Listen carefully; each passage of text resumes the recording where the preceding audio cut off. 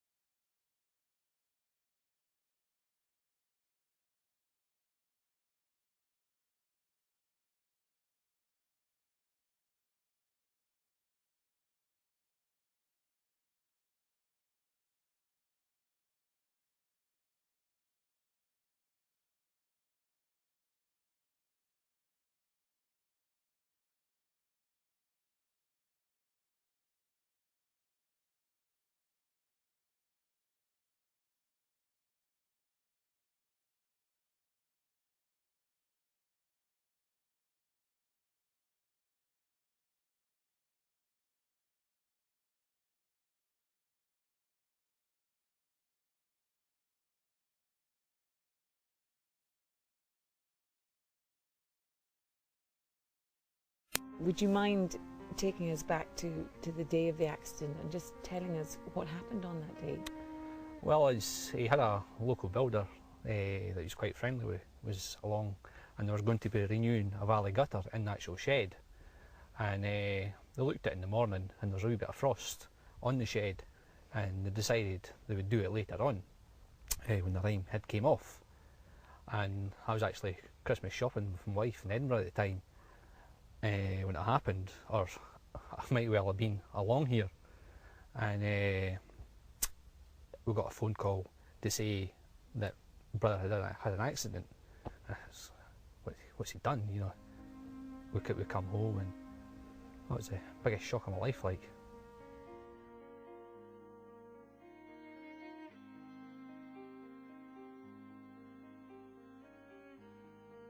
there's not enough people on farms now. You know, you're trying to do what there used to be 5 or 6 people used to do, and you know, there's nobody there if something goes wrong to help you. You know, if somebody was there when brother fell through the roof, you know, he might still be here now.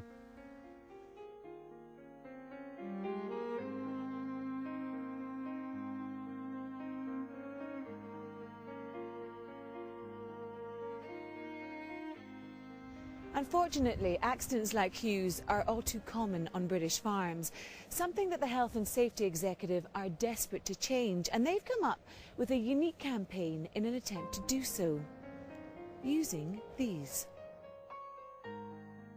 They're called Promise Nots, and they've been sent out to farmers across the country. Well, this campaign is to highlight the tragedy of the deaths in the farming community.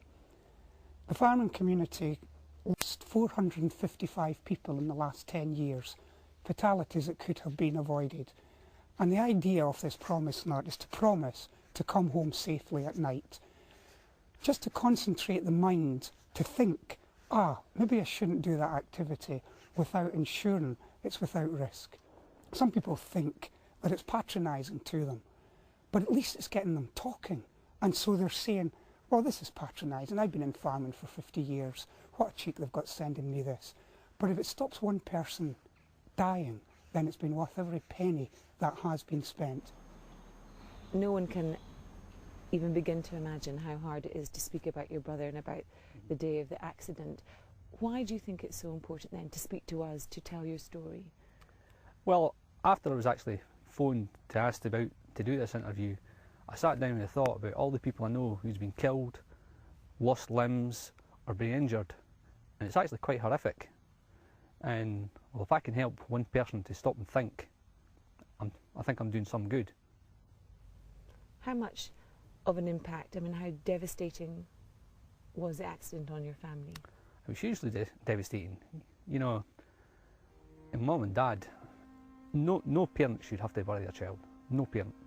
And it brought probably the rest of my brothers closer together because of it. But it's a horrible way to do it. You know, you should never have to go through this. Never.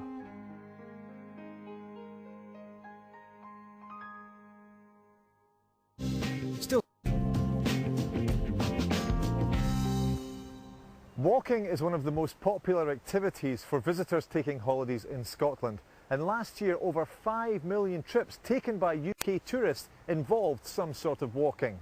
There's no end to the variety of walks available on our doorstep. But Sarah has been stepping out to retrace the footsteps of walkers from our past. Newtonmore calls itself the walking centre of Scotland, with lots of walks within easy reach. But because of the difficult terrain and the length of journey, getting to the Highlands wasn't always easy. And then, one dramatic period in Scottish history literally changed the map and the way we walk through the landscape. Writer Ian Mitchell is guiding me through the stories of just a few of Scotland's walkers, and this week we're following the footsteps of the Jacobites. What's the relevance of this road we're on? Well, this road and the bridge we're going across here too is one of the best maintained parts of the military road system built by General Wade after the 1715 rebellion. It meant that the soldiers could move about the area much quicker, know where they were, be supplied much better.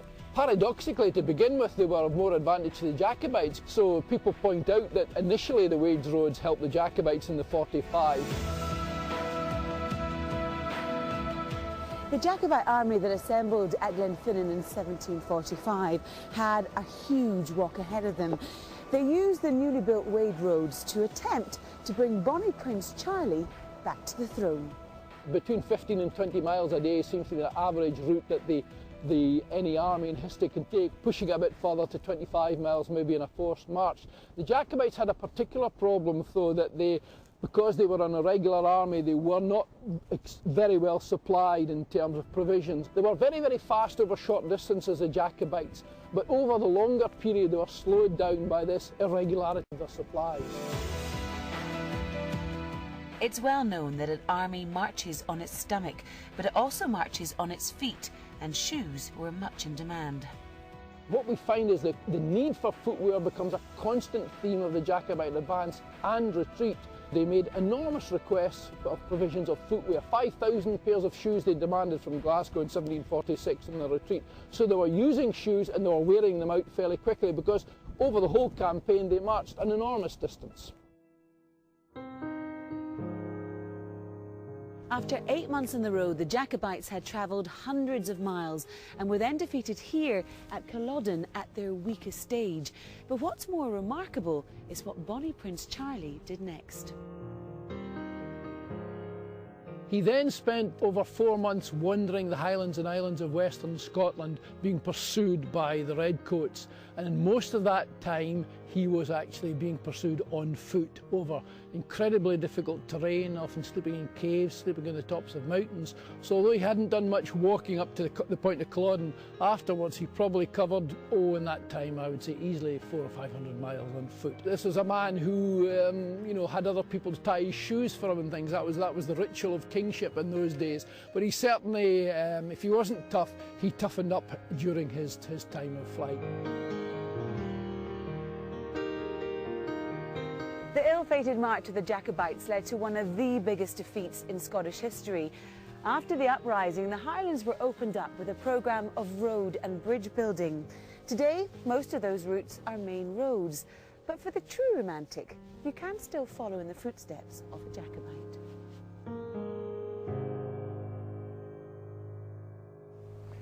If you'd like to march along the Jacobite route,